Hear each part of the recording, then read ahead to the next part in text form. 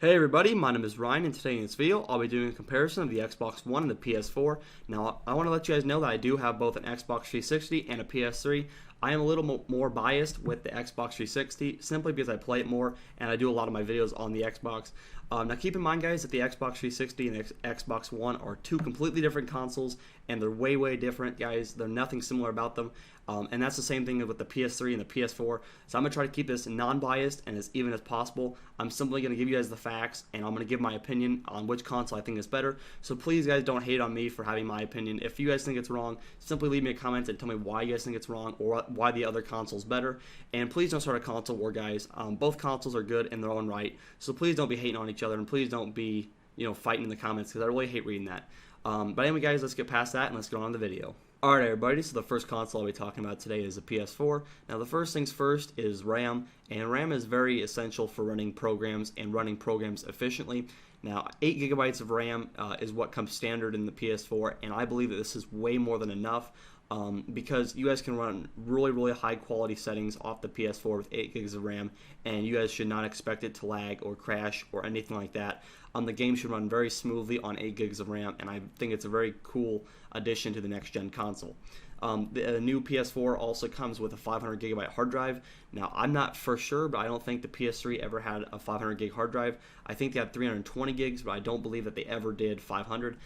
Some of the other PS3 players out there, you guys can correct me if I'm wrong, but I think 500 is a lot more space than what they had before, and I think that's a very cool addition as well because the games will be on Blu-ray discs, and the PS3 still had Blu-ray back on the PS3, but Blu-ray is a higher quality game, and even the Xbox is kind of taken over with this technology, and that's why you guys need a bigger hard drive for both of them.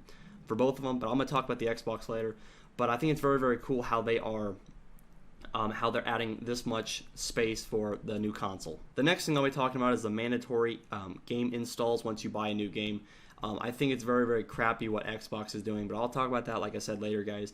But the PS4 will not require you to install a game right when you buy it, and they will also not, they won't charge you to install a game or buying a game used. So that's one of the biggest concerns I have is I don't want to have to pay to buy a used game and then pay full retail to install it on my hard drive.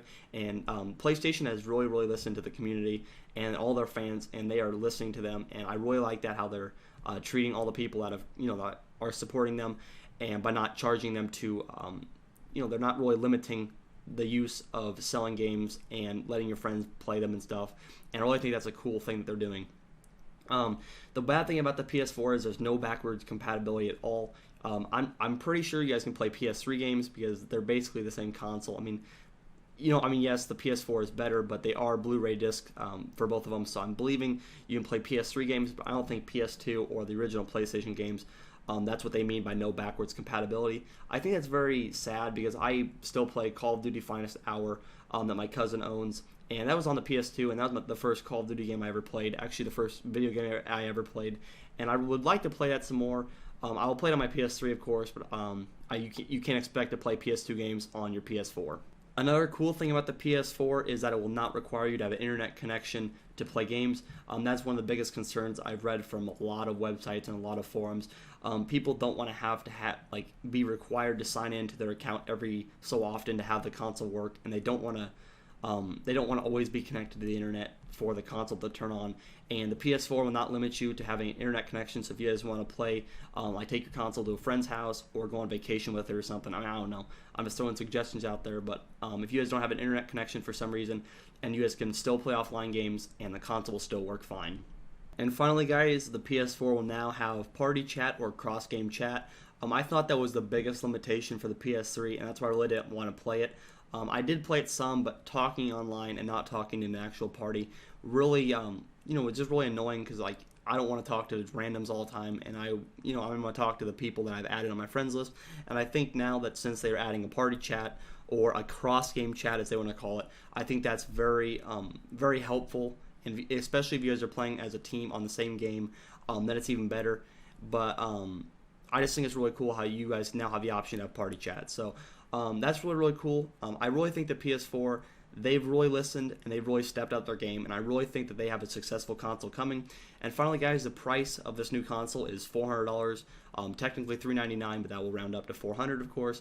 And that's still a lot of money, but it's less than the PS3 was when it first came out. That was $500, and it's a next-gen console, and it's less than $500, so I think that's a big plus. Now let's go on to the Xbox One. And finally, guys, I'll be talking about the Xbox One. Now, the RAM and the hard drive are the same, except on the hard drive for the Xbox One, you cannot remove it like you could on the old Xbox 360s by just popping out the top, or in the Xbox Slim by opening up the Slim and just pulling out the hard drive. You can't remove the hard drive this time. Also, this console will require you to install your games once you have bought them. I think that's kind of crap that you have to install them. Because sometimes I have games that I've just borrowed, and instead of just installing them and keeping them forever, I just give them back in a couple days. And I think that making you pay, or making you basically, so they're forcing you to install games, I think that's kind of cheap or cheesy of them to do that. Xbox Live will still cost $60 a year. There is no backward compatibility as well for the Xbox One. Some games will require you to have a used game fee, so if you guys turn in the game to GameStop and you buy a used game, you may have to pay a fee to play that game. Internet connection is required. Now this one is very tricky, guys, so kind of follow along with me. I actually really got confused when I was making this video, so just kind of keep this in mind.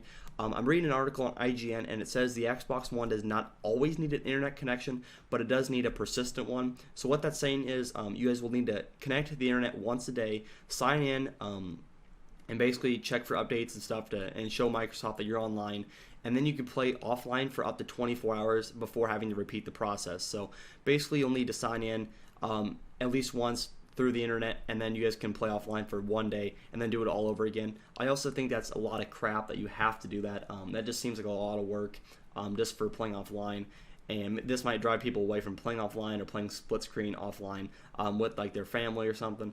And I just think that's kind of just kind of wrong how they are making you sign into Xbox Live once a day to actually play offline, and they're just making you sign in. I think that's just crap, because I don't even play once a day.